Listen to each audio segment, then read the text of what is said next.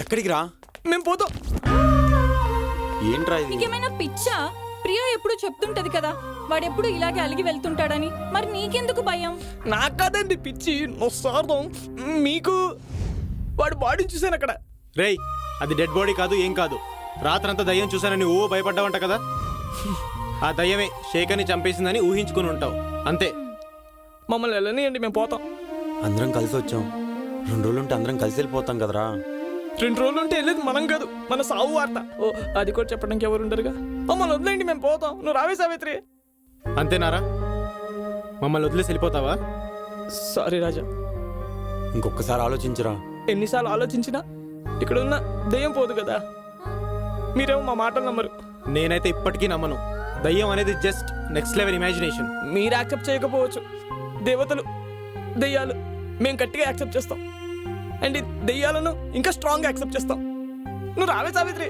సరే ఆగురా. బతుకుంటే మళ్ళీ కలుద్దాం. విను. అయ్యో సారీ రేయ్.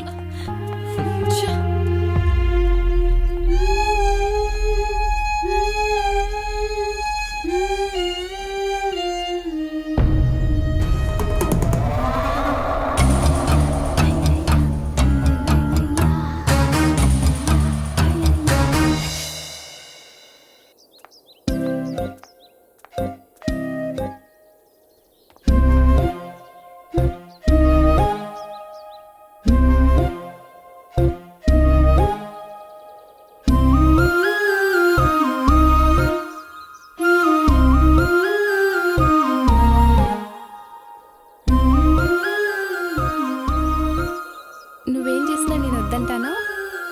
వామ్మో, ఇది పర్మిషన్ ఇచ్చేసింది. వీడు మొదలు పెట్టేలా ఉన్నాడు ఇక. హాయ్. ఏ హాయ్. హాయ్, మెగారాజ్ ఎక్కడ? ఆ విషయమే నేను మిమ్మల్ని అడుగుదామని వచ్చాను. మీరు నన్ను అడుగుతున్నారు. ఏ అటు చూడు.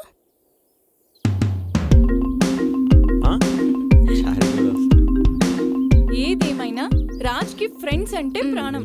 చూడు ఎంత నచ్చ చెప్పి మరీ తీసుకొస్తున్నాడు. ఆ,